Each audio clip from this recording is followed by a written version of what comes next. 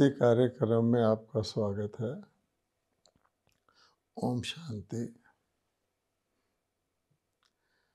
इस अव्यक्त मास में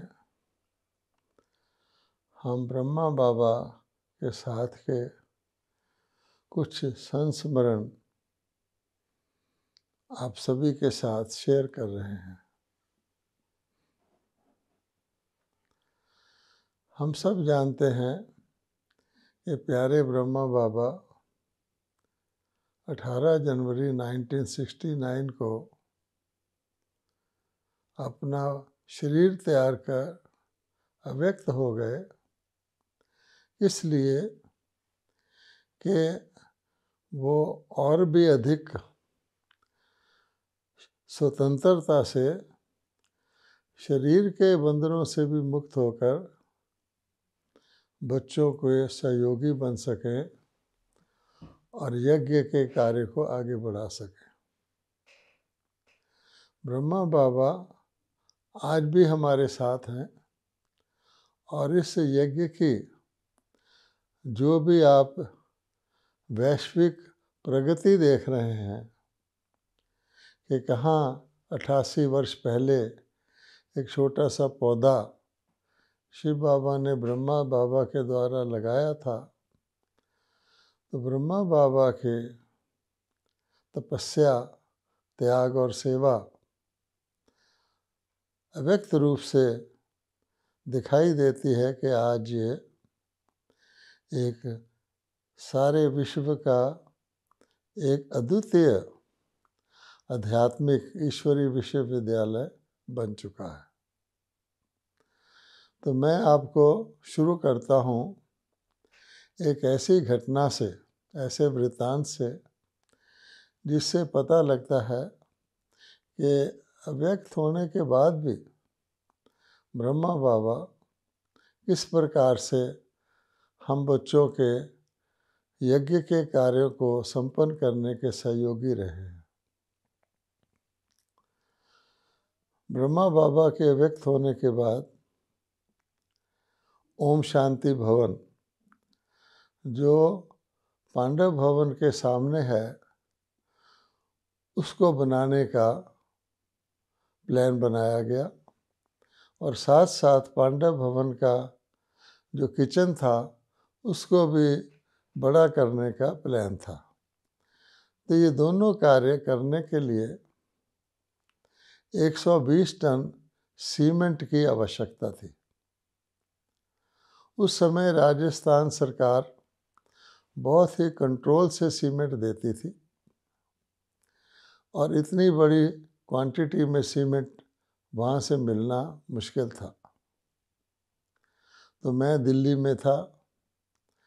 मुझे दादियों ने कहा कि दिल्ली में सीमेंट कंट्रोलर ऑफ इंडिया का ऑफिस है और वहाँ से 120 टन सीमेंट इस काम के लिए सैंक्शन करवाओ। निमित्त मैं पूछता पाछता सीमेंट कंट्रोलर के ऑफिस में पहुँचा। वहाँ एक व्यक्ति बैठे थे और किसी से बातचीत कर रहे थे। जब उनकी बातचीत पूरी हुई तो उन्होंने मुझे कहा, बताइए।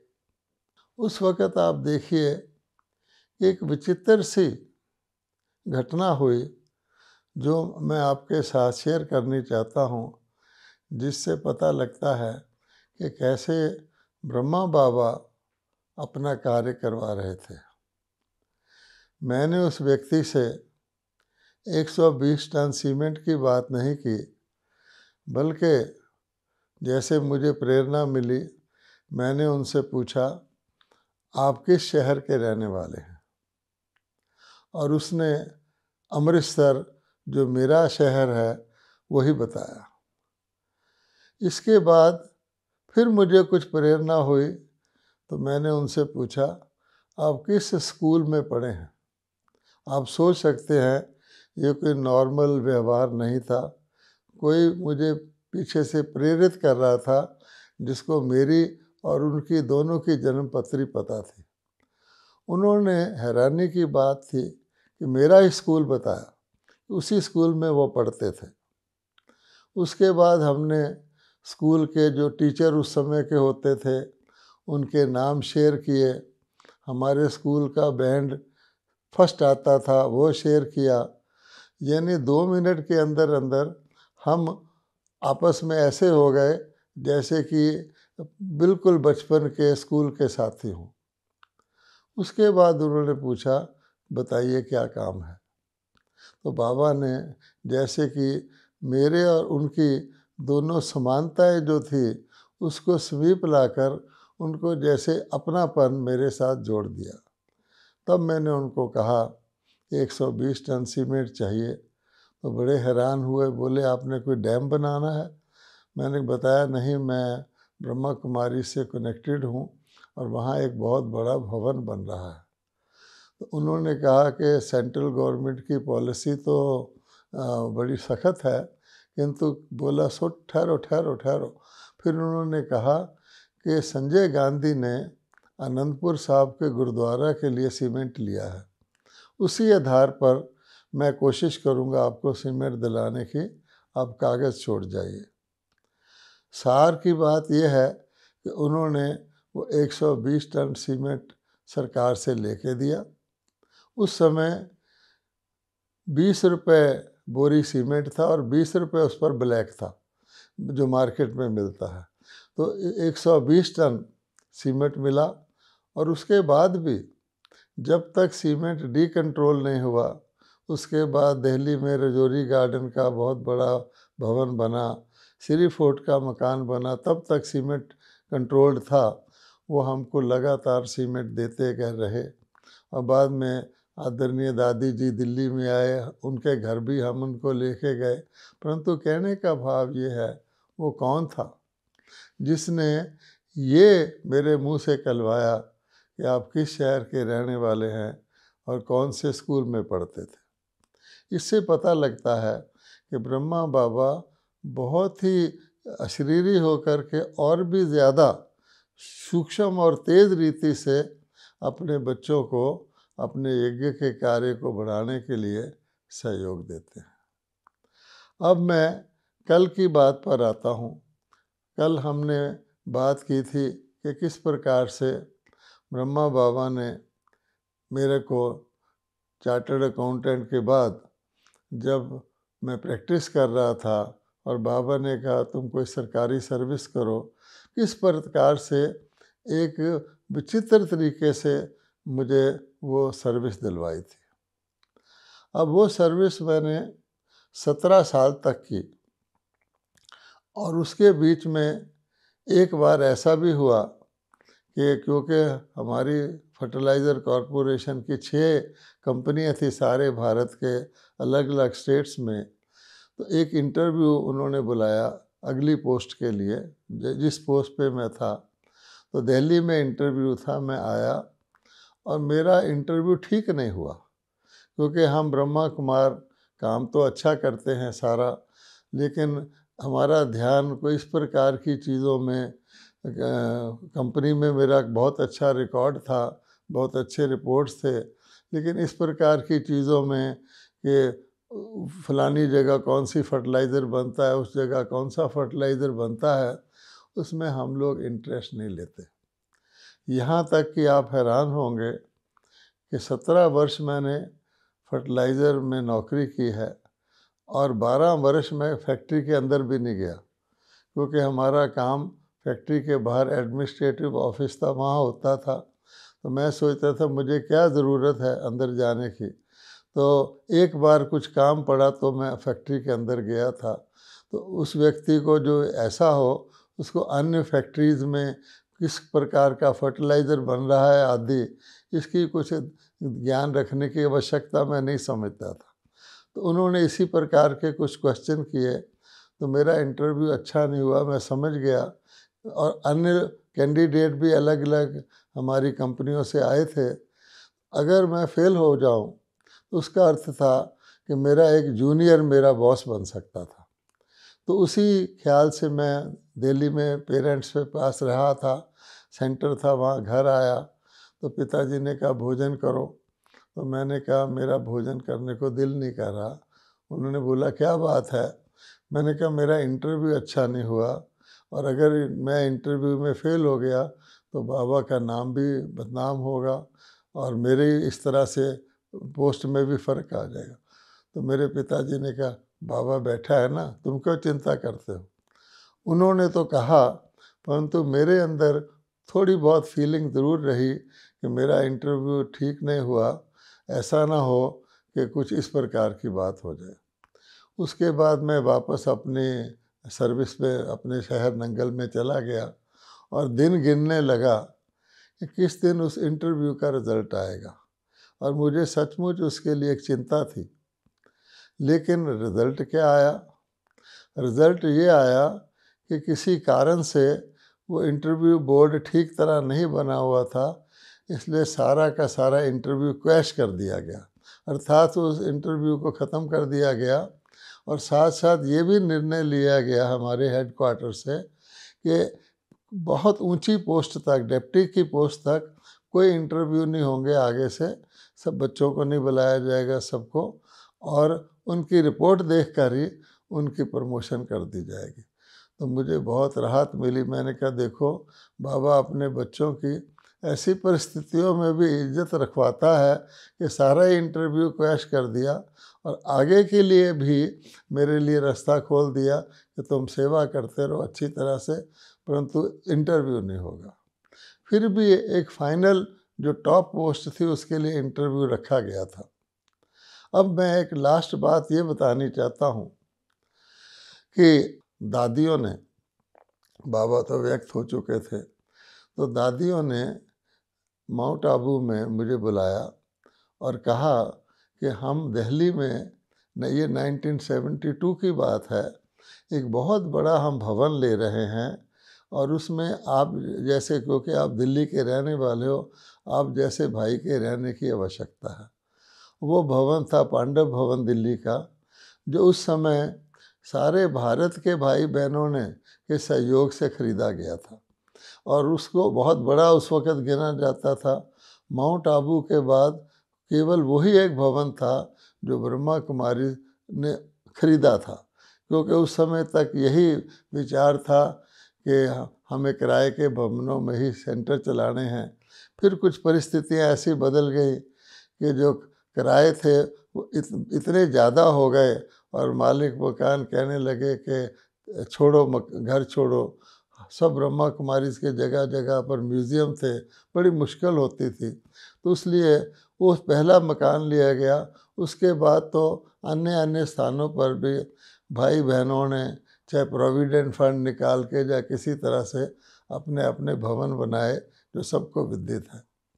अब मेरे लिए ये था, मैंने सोचा कि अगर मैं वहाँ चले जाता हूँ, दिल्ली में हमारी कंपनी का हेडक्वार्टर था, तो हेडक्वार्टर और पांडव भवन के बीच में 8 किलोमीटर का फासला था और हेडक्वार्टर में अकाउंट्स वाले, फाइनेंस वाले व्यक्ति के लिए जितनी भी कंपनियां हैं उन सब की प्रॉब्लम्स वहाँ आती हैं अकाउंट्स वालों को सॉल्व करने के लिए।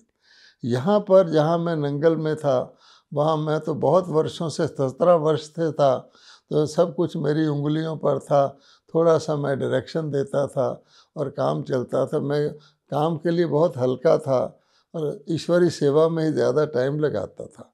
अब मैंने सोचा अगर मैं वहाँ जाऊँगा तो मुझे तो वहाँ सारा काम भी करना पड़ेगा। फिर दिल्ली जैसे शहर में 8 किलोमीटर आना, 8 किलोमीटर जाना, थके हुए आना और फिर सेंटर में सोकर सुबह मुरली सुन के ब्रेकफास्ट करके चले जाना, तो मैं यज्ञ के किस काम का होऊंगा। तो मैंने दादियों को कहा कि 17 साल तक मैंने नौकरी कर ली है, अब मैं समझता हूँ अगर आप चाहती हैं कि मैं दिल्ली में रहूँ तो मैं नौकरी छोड़ दूँ। बाबा ने मेरे ही मुँह से कहलवाया, क्योंकि वहाँ फिर मैं आपके किसी काम नहीं आ सकता।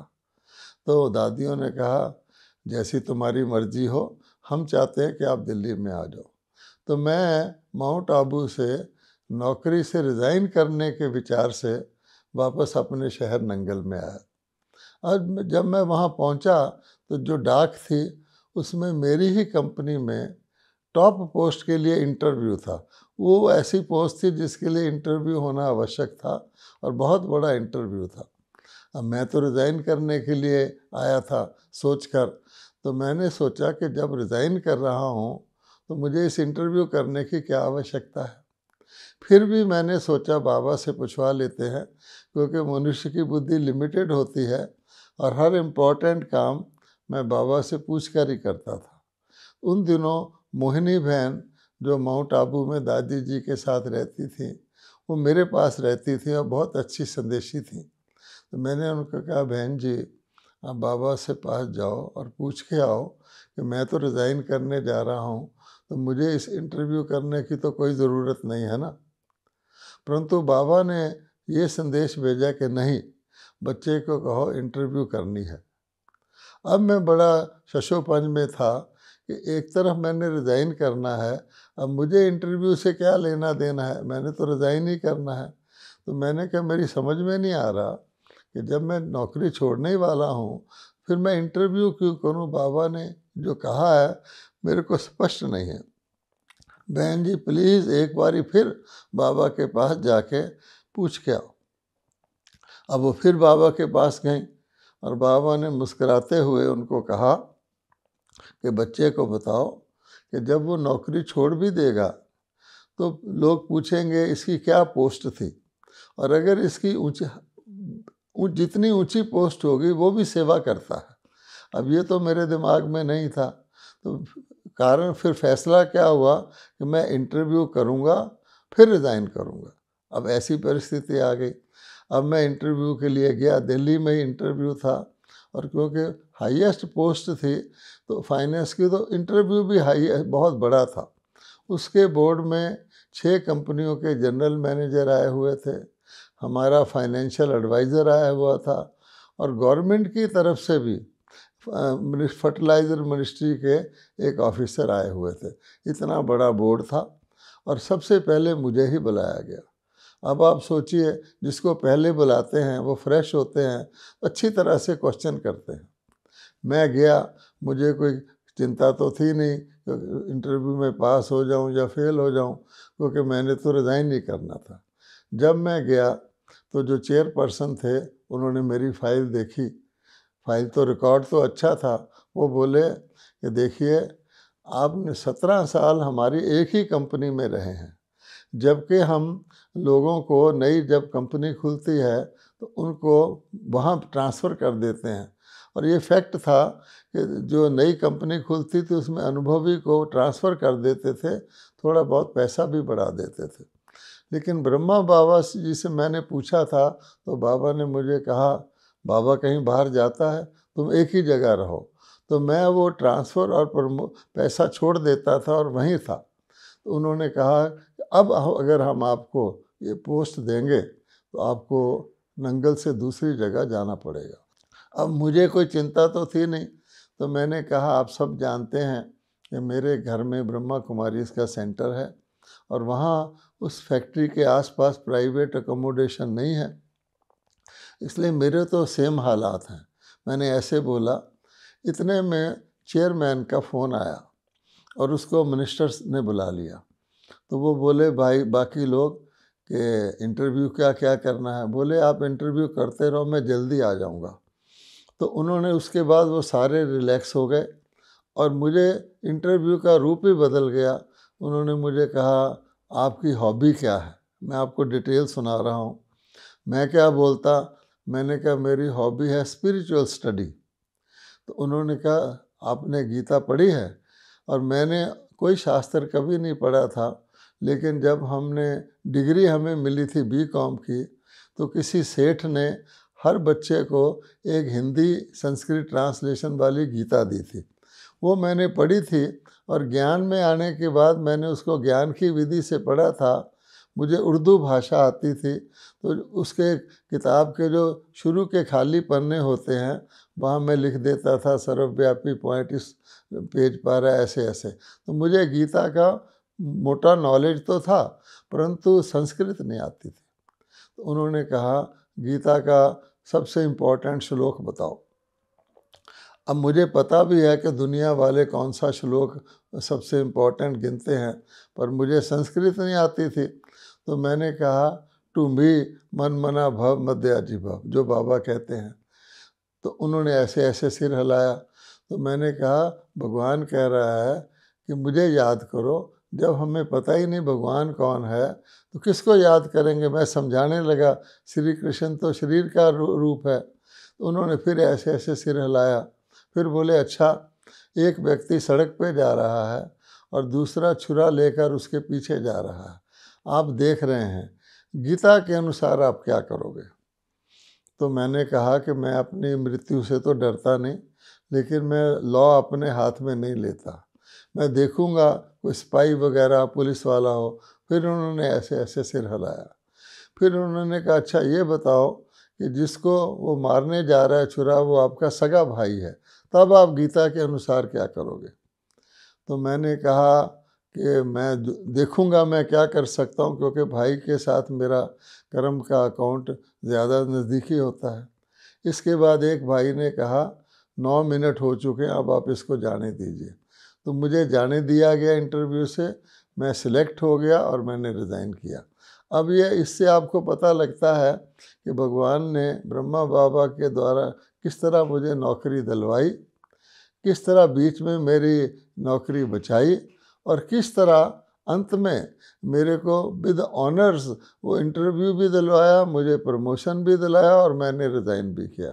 इस प्रकार का खेल न्यारे और प्यारे का शक्ति देकर बाबा जो कुछ करवाते रहे मैं करता रहा, लेकिन हर चीज़ के पीछे मुझे स्पष्ट दिखाई देता था ये बाबा है और बाबा के अलावा और कोई नहीं है। इस प्रकार की बातें थी। बाकी ब्रह्मा बाबा बहुत रमणीक थे। और एक दिन मुझे याद है कि माउंट आबू में ब्रह्मा बाबा कोई चीज़ गिलास में बहुत स्वाद लेकर पी रहे थे, जैसे होता ना ऐसे टेस्ट लेकर, जैसे कोई शरबत पी रहा हो। मैं पास से गुजर रहा था तो मैंने पूछा बाबा आप क्या पी रहे हैं। बाबा ने कहा तुम पियोगे। तो वो था करेले का जूस। बाबा डायबिट शुगर के कारण पीते थे। तो बाबा ने आधा गिलास मुझे दे दिया। अब मैंने पिया। अब तो मैं आसानी से पी लेता हूँ, लेकिन उस वक़्त मैं यंग था तो मुझे कुनीन जैसा कड़वा लगा। तो मैं अब बाबा ने दिया है, मैं पी भी नहीं सकता और छोड़ भी नहीं सकता।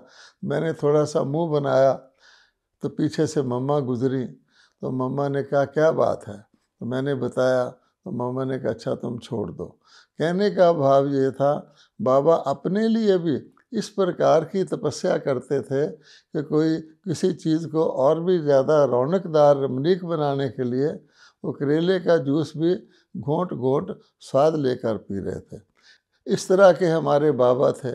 इसी प्रकार भोजन के बाद बाबा मैं बाबा का बच्चा नारायण और एक और भाई था, उनको बाबा भोजन के बाद बुला लेते थे, कुछ खेल करवाते थे। तो हमें बड़ी खुशी होती थी कि बाबा के साथ हम खेलते हैं।